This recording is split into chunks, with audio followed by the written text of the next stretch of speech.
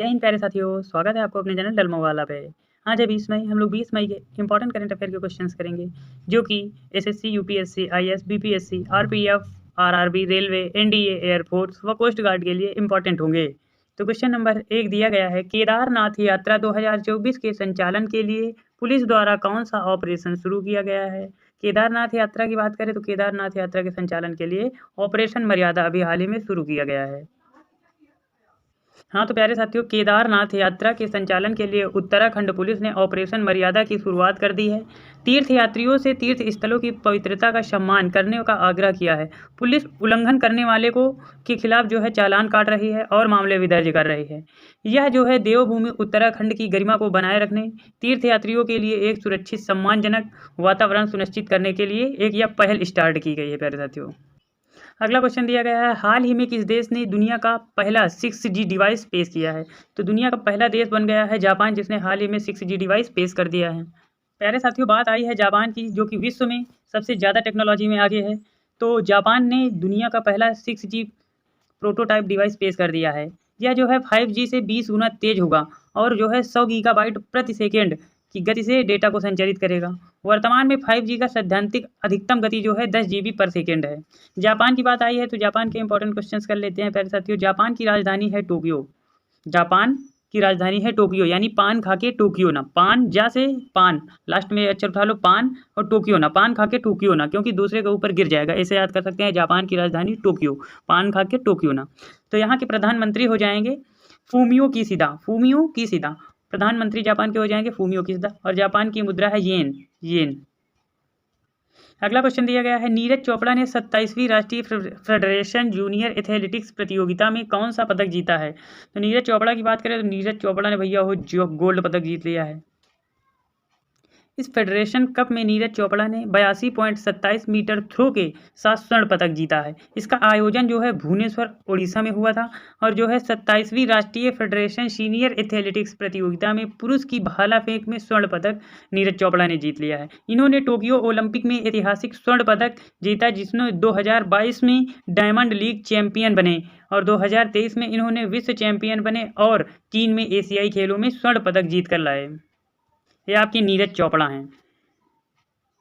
अगला क्वेश्चन दिया गया है, किस लेखक को साहित्य अकादमी फेलोशिप पुरस्कार से सम्मानित किया गया है। तो जो है रस्किन बॉन्ड को हाल ही में साहित्य अकादमी फेलोशिप पुरस्कार से सम्मानित किया गया है। रस्किन बॉन्ड की बात आई है तो प्यारे साथियों, रस्किन बॉन्ड को साहित्य अकादमी फेलोशिप पुरस्कार से सम्मानित किया गया है। प्रख्यात अंग्रेजी लेखक रस्किन बॉन्ड ने 300 से अधिक लघु कथाएं, निबंध और उपन्यास और बच्चों के लिए 30 से अधिक पुस्तकें लिखी हैं इन्होंने। पुरस्कार की इनकी बात करें, इनको कौन कौन सा पुरस्कार मिला है, तो साहित्य अकादमी पुरस्कार 1992, साहित्य अकादमी का बाल साहित्य पुरस्कार जो है 2012 में, और इनको पद्मश्री 1999 में, जबकि इन्हें पद्म भूषण 2019 में मिला है। इनकी जो प्रसिद्ध कृतियाँ हैं, इन्होंने लिखा है vagrant in the valley, vagrant in the valley, और दूसरी है एंग्री रिवर, और तीसरी है टू मच ट्रबल।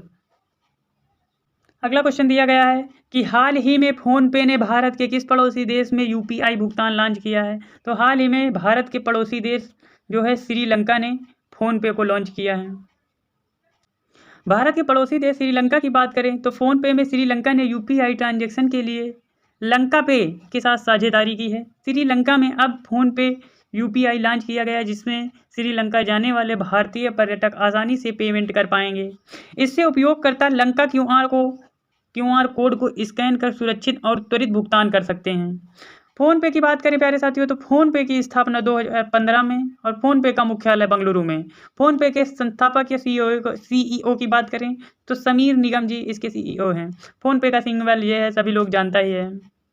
अपने पड़ोसी लटकू देश की बात करें तो श्रीलंका है, जिसकी राजधानी है कोलंबो या श्री जयवर्धनपुरे कोट्टे। इसकी मुद्रा है श्रीलंकाई रुपया, और यहाँ के राष्ट्रपति हैं रानिल विक्रमसिंघे, और जबकि प्रधानमंत्री हैं दिनेश गुणवर्धने।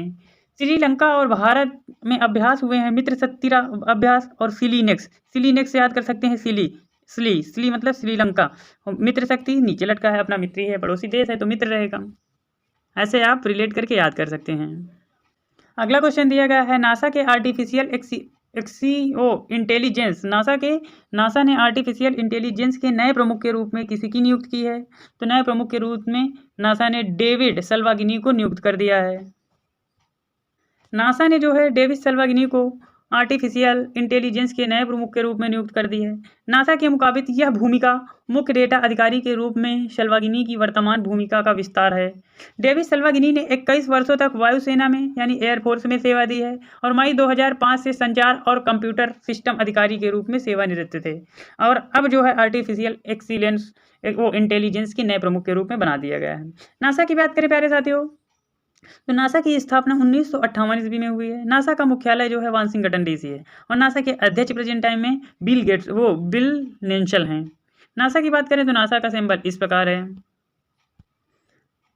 अगला क्वेश्चन दिया गया है वर्ल्ड एक्वेटिक्स ने कहाँ पर दुनिया का सबसे ऊंचा प्रतियोगिता स्विमिंग पूल खोला है? तो यह जो है खोल लिया है हाल ही में भूटान में।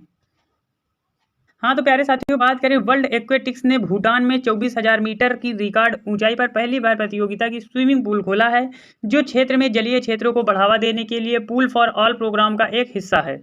भूटान की बात करें तो भूटान जो है, भूटान की राजधानी है थिम्पू। भूटान के राजा हैं यहाँ जिम्मे खेसर नामग्याल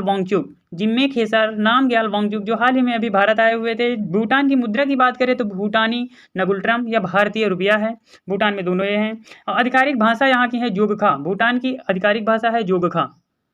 अगला क्वेश्चन दिया गया है, हाल ही में किस राज्य की पहली महिला मंत्री कमला बेनीवाल का निधन हो गया है? कमला बेनीवाल जो है राजस्थान की रहने वाली थी, जिनका हाल ही में निधन हो गया है। हाँ तो प्यारे साथियों, राजस्थान की पहली महिला मंत्री कमला बेनीवाल की 97 वर्ष की आयु में निधन हो गया है। वरिष्ठ कांग्रेस नेता और गुजरात के पूर्व राज्यपाल कमला बेनीवाल का जयपुर में एक निजी अस्पताल में निधन हो गया है। गुजरात के अलावा इन्होंने त्रिपुरा और मिजोरम की राज्यपाल के रूप में भी काम किया है। उन्होंने राजस्थान के उप मुख्यमंत्री के रूप में भी काम किया था। इनका जन्म जो है 1927 में झुंझुनू जिले के गौरी गांव में एक जाट परिवार में हुआ था। 1952 में वे पहली राजस्थान विधानसभा की सदस्य चुनी गई थी, लेकिन अब हाल ही में कमला बेनीवाल का निधन हो गया है। प्यारे साथियों, अपने क्वेश्चन में राजस्थान आया है तो राजस्थान के इंपॉर्टेंट पॉइंट डिस्कस कर लेते हैं। राजस्थान की राजधानी है जयपुर। राजस्थान के मुख्यमंत्री हैं भजन लाल शर्मा और राजस्थान के राज्यपाल हैं कलराज मिश्र। जबकि यहाँ के नेशनल पार्क की बात करें तो रणथंभौर, केवलादेव व Mukundra hills national park. Ranthambore, Keoladeo, Mukundra hills national park. और यहाँ की झील की बात करें राजस्थान की तो पुष्कर, पिछौला, जैसमंद, फतेह सागर, ये 4 यहाँ की झीलें हैं। और प्रमुख बांध की बात करें तो गांधी सागर बांध, राणा प्रताप सागर बांध, जवाहर सागर बांध, तीनों देखो महान पुरुषों के नाम पर बनाए गए बांध हैं। और लोक नृत्य यहाँ का बात करें तो घूमर यहाँ का लोक नृत्य है। राजस्थान का मैप भारत में ये इस जगह पर स्थित है, कोने में नुक्कड़ पे। और राजस्थान का बड़ा में मैप देखें तो इस प्रकार है। अगला क्वेश्चन दिया गया है, वर्ष 2024 में कितने लोगों को लच्छू महाराज पुरस्कार से सम्मानित किया जाएगा? 2024 में लच्छू महाराज पुरस्कार से 10 लोगों को सम्मानित किया जाएगा। लच्छू महाराज की बात करें तो 10 प्रतिष्ठित हस्तियों को लच्छू महाराज पुरस्कार से सम्मानित किया जाएगा। पुरस्कार समारोह जो है 31 अगस्त 2024 को लखनऊ उत्तर प्रदेश में किया जा रहा है। प्रसिद्ध कथक प्रतिपादक लच्छू महाराज की स्मृति में स्थापित लच्छू महाराज की पुरस्कार 2014 के बाद अभी तक नहीं दिया गया है, अब 24 में दिया जाएगा।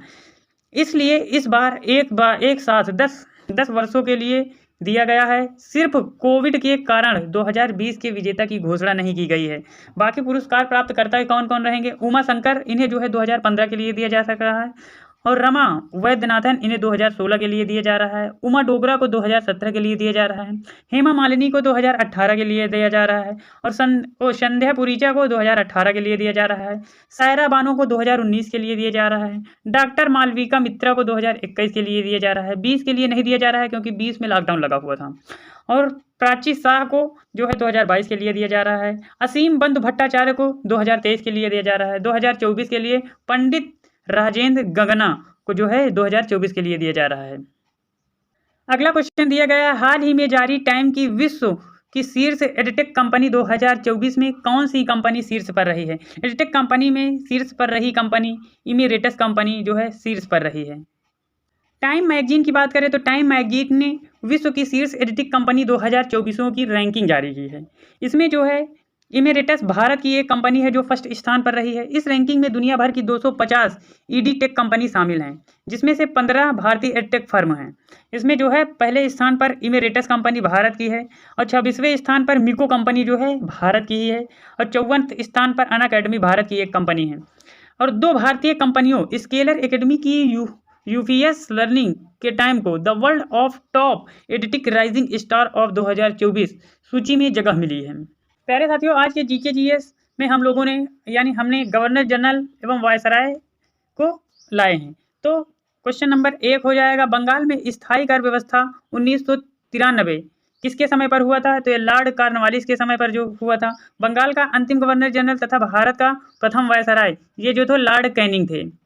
बंगाल का विभाजन के समय 1905 में कौन गवर्नर जनरल थे? लॉर्ड कंजर थे। और बंगाल का विभाजन रद्द 1911 में कौन थे? तो लॉर्ड हार्डिंग थे, लॉर्ड हार्डिंग सेकंड थे। और रेलवे बोर्ड का गठन 1905 में हुआ, तो इतने समय गवर्नर जनरल कौन थे? लॉर्ड कंजर थे। और प्रथम रेलवे लाइन की स्थापना 1853 में हुई थी, तो उस समय वायसराय कौन थे? लॉर्ड डलहौजी के समय पर हुई थी। भारत में पहली बार चुनाव कराया गया था 1937 में, इस समय कौन थे? तो इस समय लॉर्ड लिनलिथिगो थे। और कैबिनेट मिशन भारत पहुंचा 1946 में, तो इस समय वायसराय कौन थे? लॉर्ड वेवेल थे। तो स्वतंत्र भारत का प्रथम गवर्नर जनरल लॉर्ड माउंटबेटन थे। और जलियांवाला बाग हत्याकांड जो है 13 अप्रैल 1919 को हुआ था, इस समय कौन थे? तो इस समय लॉर्ड चेम्सफोर्ड के समय यह कांड हुआ था।